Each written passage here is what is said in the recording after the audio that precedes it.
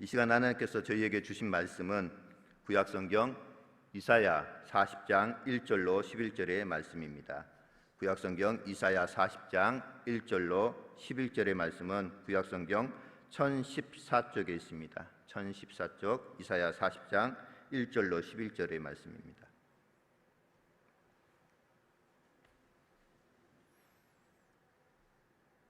이사야 40장 1절로 11절의 말씀.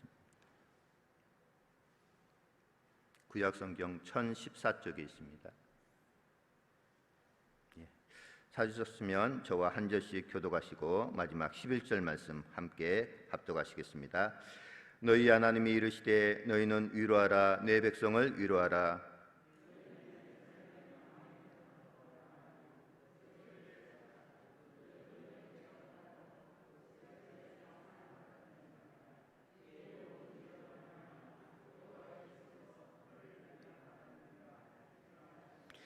외치는 자의 소리여 이르되 너희는 광야에서 여호와의 길을 예비하라, 사막에서 우리 하나님의 대로를 평탄하게 하라.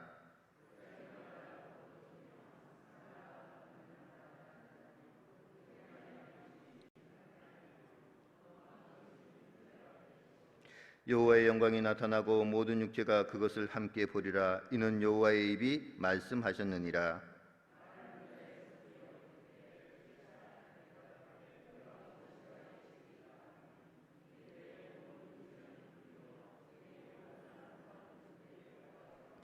푸른 마르고 꽃이 시듬은 여호와의 기운이 그 위에 불미라. 이 백성은 실로 풀이로다.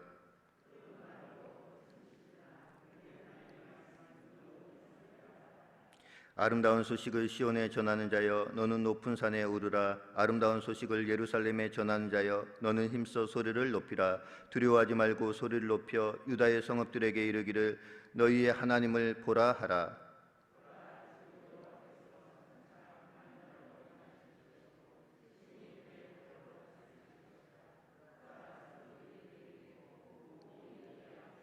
함께 읽겠습니다. 그는 목자같이 양떼를 먹이시며 어린 양을 그 팔로 품에 젖먹이는 암컷들을 온순히 인도하시리로다. 아멘. 어제까지 야고보서 말씀이 끝나고 오늘 다시 이사야서 40장 말씀으로 넘어왔는데요. 혹시 저희가 이사야서 말씀을 언제 했는지 기억을 하십니까? 말씀 묵상하시는 분들, 바로 이사야서 1장 말씀을 언제 시작했냐면 작년 7월 10일 날 시작을 했습니다. 작년 7월 10일은 그런데 우리가 교회에서 코로나로 인하여서 새벽 기도회를 드리지 않을 때입니다. 근데 제가 기억하는 것은 그때부터 제가 영상을 찍어서 우리 교구 구역 식구들에게 이사야서 말씀을 전하면서 이제 시작이 되었는데요. 바로 근 1년이라는 시간이 흘렀습니다. 이사야서는 크게 두 부분으로 분류해 볼 수 있는데요. 1장부터 39장까지가 이스라엘의 멸망과 또 주변 강대국들의 멸망, 심판에 대한 경고의 메시지로 구성되어 있고 40장부터 66장까지는 그 분위기가 완전히 바뀌어서 회복과 위로에 관한 말씀으로 시작되고 있습니다. 그래서 오늘 본문 40장 1절 말씀이 다음과 같이 시작합니다. 40장 1절 말씀 같이 한번 읽도록 하겠습니다. 시작. 너희의 하나님이 이르시되 너희는 위로하라, 내 백성을 위로하라.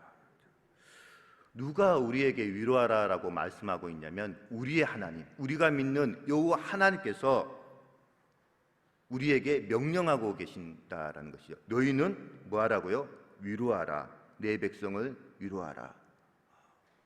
위로받을 우리에게 하나님께서 너희는 내 백성을 위로하라. 내 백성, 하나님의 백성이 누구겠습니까? 우리 신학교회에 있어서 이 자리에 앉아 계신 분들에게 있어서 내 백성은 누구겠습니까? 우리의 가정의 자녀들, 또 내가 관리하고 담당하고 있는 우리 구역 식구들, 내 주변의 사람들 다 하나님의 백성, 내 백성이라는 거죠.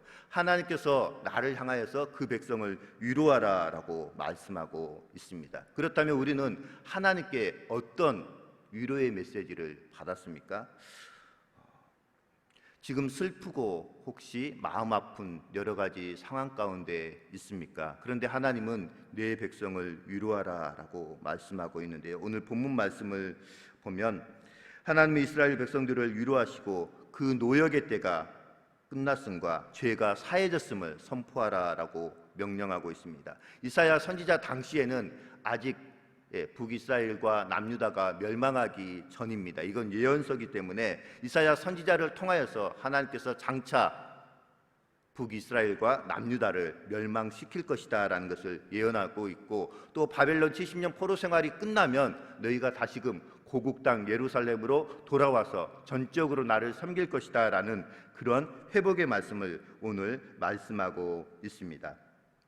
또한 본문은 외치는 자의 소리는 광야에서 여호와 하나님의 길을 예비하라고 선포하고 있습니다. 예수님보다 6개월 먼저 태어나서 예수님의 길을 예비한 사람이 세례 요한입니다. 그는 광야에서 메뚜기와 석청을 먹으면서 하나님의 복음을 전하면서 여호와 예수 그리스도의 길을 예비한 사람이 바로 세례 요한이었습니다. 또한 여호와 하나님의 기운이 바람이 불면 모든 육체는 풀처럼 마르게 되지만 하나님의 말씀은 영원히 서게 될 것이다 라고 오늘 본문 8절은 말씀하고 있습니다. 개역개정 성경, 우리가 보고 있는 개역개정 성경에는 잘 드러나 있지 않지만 히브리어 원문 성경에는 위로하라 위로하라 라는 명령형의 반복으로 단락을 시작하면서 이 메시지의 중요성을 부각시키고 있습니다. 왜 위로하라 라고 하는가? 두 번이나 반복함을 통하여서 이 하나님께서 우리에게 주신 메시지가 굉장히 중요함을 말씀하고 있습니다. 바벨론 유수, 바벨론의 포로 생활 기간 동안에는 위로할 자가 없는 상태였습니다. 어떠한 상태였냐면 우리 한번 성경 한 구절 찾아보겠습니다. 예레미야 애가 1장 2절 말씀입니다. 뒤쪽으로 넘겨보면 예레미야 애가가 있습니다. 예레미야 애가 1장 2절 말씀 잠깐 찾아서 읽도록 하겠습니다.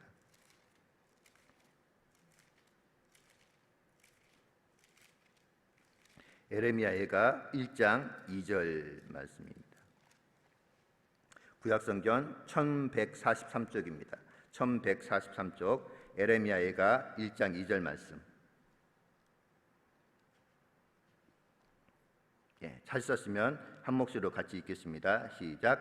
밤에는 슬피 우니 눈물이 뺨에 흐름이여 사랑하던 자들 중에 그에게 위로하는 자가 없고 친구들도 다 배반하여 원수들이 되었도다. 지금 예루살렘의 상황은 이러한 상황입니다. 밤에는 너무 괴롭고 위로해 줄 사람도 없고 내 상황 처지가 너무나도 괴로워서 밤에 슬피 운다라고 말합니다. 그러면서 눈물이 뺨에 흐름이여 사랑하던 자들 중에서 내 주변에 사랑하는 사람들이 많이 있는데 그 사람의 어떤 위로의 말도 나에게 위로가 되지 않고 위로해 줄 사람도 없고 다 배반하여 원수가 되어버렸다라는 거예요. 절망 가운데 절망 중에 최고의 절망이라고 할 수가 있습니다. 그렇기 때문에 이 바벨론의 포로 생활 가운데서 위로해 줄 사람이 단 한 사람도 없었다라는 것이죠. 그런데 하나님께서 말씀하십니다. 너희는 내 백성을 위로하라 위로하라 라고 반복해서 강조하고 있는 것은 이 메시지가 굉장히 중요함을 의미하고 있습니다. 다시 말씀드리자면 하나님이 위로의 메시지 선포를 신이 명령하심으로써 이제는 회복의 때가 찾아왔음을 명시하고 있다라는 것이죠. 작년 한 해 코로나로 인하여서 너무 힘들고 어려웠습니다. 우리 교회 안에서도 담임 목사님의 부재로 인하여서 많이 어려웠지만 이제 오늘 이사야서 40장 1절 말씀에서 위로하라라고 주신 것은 하나님께서 우리 신앙교회에도 새로운 회복의 때를 주시기 위함인 줄 믿습니다. 회복의 때가 왔음은 언약의 언어 내 백성이라는 표현에서 찾아볼 수가 있습니다. 내 백성. 심판의 맥락에서 보자면 이 백성, 이사야서 6장 9절 말씀에서는 이 백성이라고 표현하고 있는데 이 백성이 어떤 백성이었냐면 하나님의 말씀을 듣기는 들어도 깨닫지 못하며 보기는 보아도 알지 못하는 어리석은 백성이다라고 예루살렘 백성을 표현했습니다. 그런데 오늘 본문에서는 너희는 내 백성을 위로하라라고 말씀하고 있습니다. 누가복음 15장에 보면 집 나간 탕자가 나옵니다. 탕자가. 그런데 이 탕자의 형이 아버지를 향하여서 뭐라고 얘기하냐면 이 동생이라고 표현하고 있는데 아버지는 내 동생이라고 표현을 합니다. 그러니까 이 큰형은 자신과 동생의 관계를 전혀 형제지간이라고 생각하지 않지만 이 아버지는 내 아들이라고 표현하면서 아버지와 집 나간 탕자의 관계를 말씀하고 있습니다. 오늘 본문도 말씀하고 있습니다. 처음에는 하나님께서 이 백성, 듣기는 들어도 깨닫지 못하며 보기는 보아도 알지 못하는 이 백성이라고 표현하셨는데 다시금 회복시키면서 내 백성이다라고 칭호를 변화시켜 주셨다라는 것이죠. 이러한 칭호의 변화는 이스라엘 백성들을 향한 하나님의 진노가 끝나고 사라지고 언약이 다시금 회복됨을 보여주는 표현이기도 합니다. 그래서 사도 바울은 고린도후서 1장 4절 말씀에서 다음과 같이 말씀합니다. 우리의 모든 환난 중에서 우리를 위로하사 우리로 하여금 하나님께 받는 위로로서 모든 환난 중에 있는 자들을 능히 위로하게 하시는 이시로다. 우리의 모든 환난 가운데서, 우리가 당하는 환난 가운데서 우리를 위로하시는 분은 주변에 있는 다른 사람들이 아니라 바로 여호와 하나님이 우리를 위로하신다라고 말씀하고 있습니다.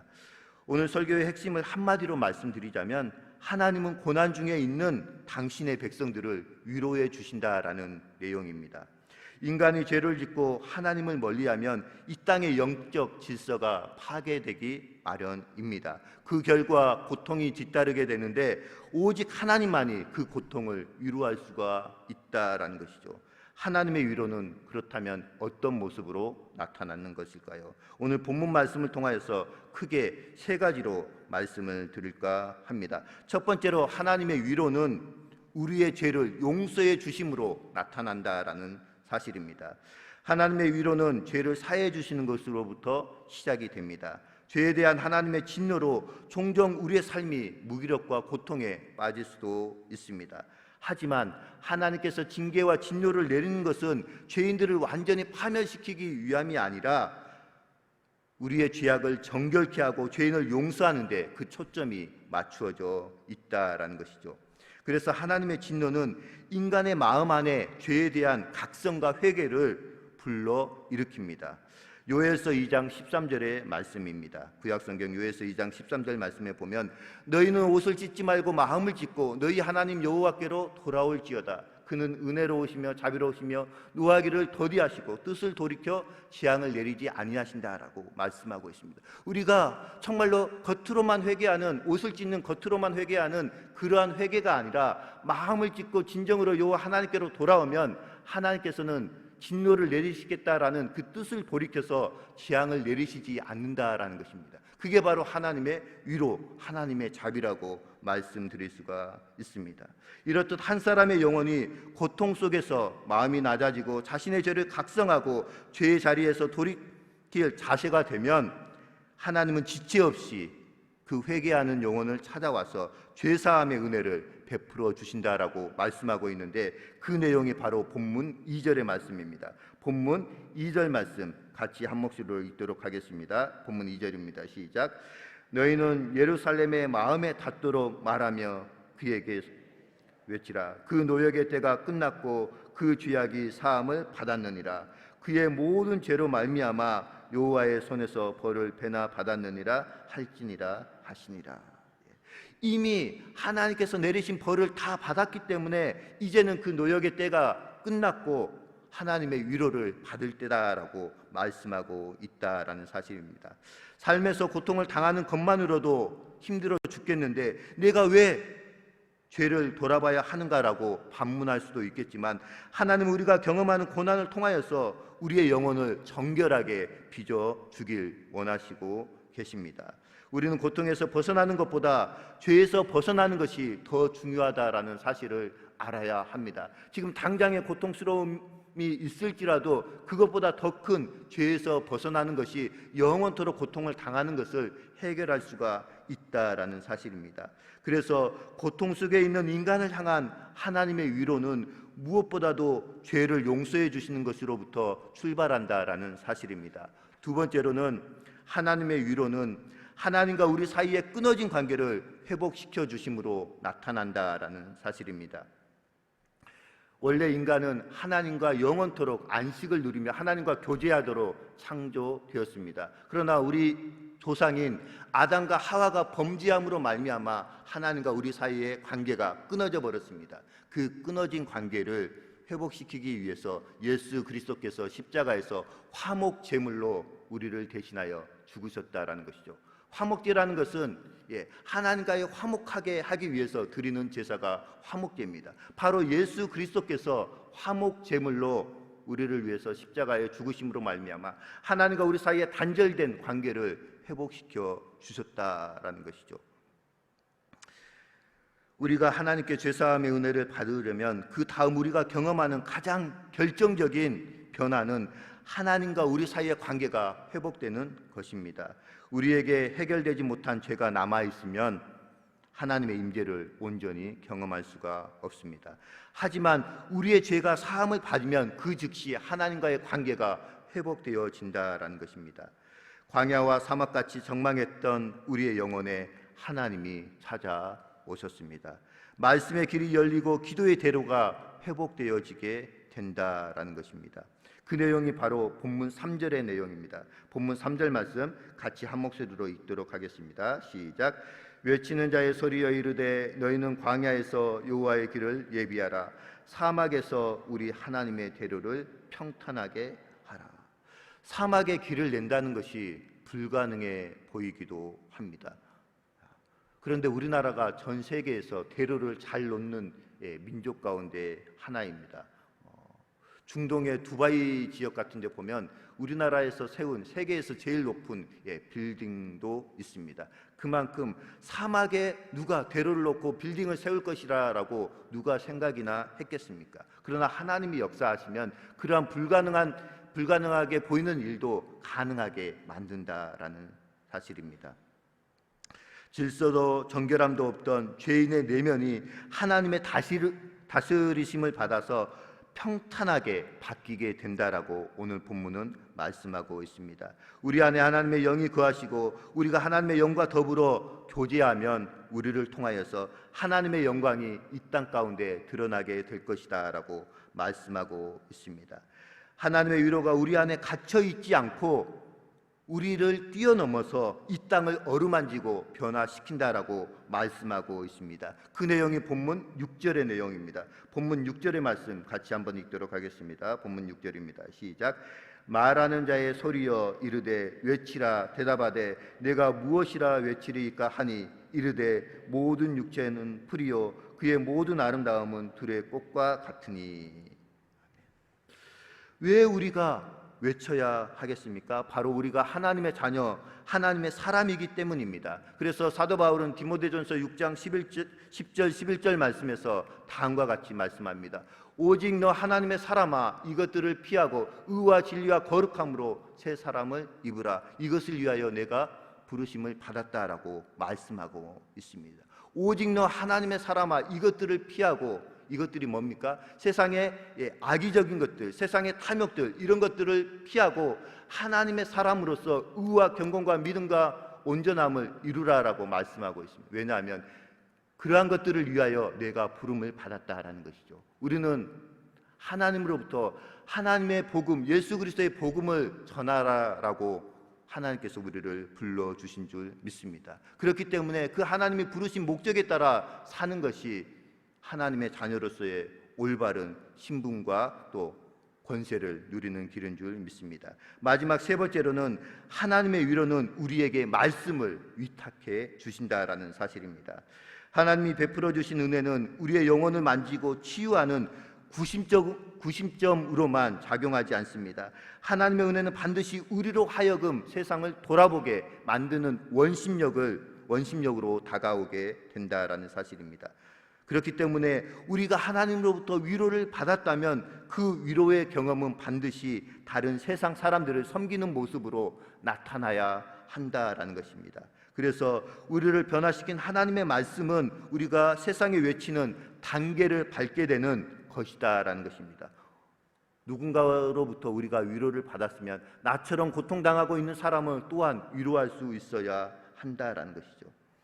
하나님을 떠난 세상은 겉으로는 아름답고 화려하게 보이지만 오래 가지 못하고 풀이 말라버린 것처럼 허무하게 시들어 버린다라고 말씀하고 있습니다. 하나님이 우리를 용서하시고 교제의 자리로 초대하신 이유는 우리만이 그 기쁨, 하나님이 주시는 기쁨을 누리라고 주신 것이 아니라 그것을 뛰어넘어서 세상에 그 기쁨을 누리지 못한 모든 사람들에게 증거하라라고 주신 것입니다.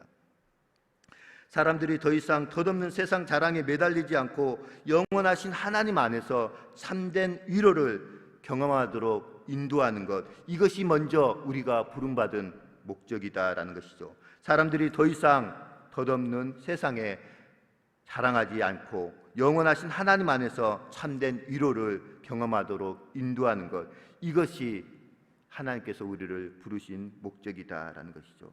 하나님은 우리를 위로하심으로써 죄를 사해 주시고 또한 교제를 회복하시며 우리를 통하여서 하나님의 말씀이 온 세상 방방 곳곳에 선포되도록 일하고 계십니다. 이런 위로의 하나님을 새롭게 시작하는 이번 한 주간 동안도 삶 속에서 날마다 경험하게 되시는 우리 신앙교회 성도님들 되시길 주님의 이름으로 축복드립니다.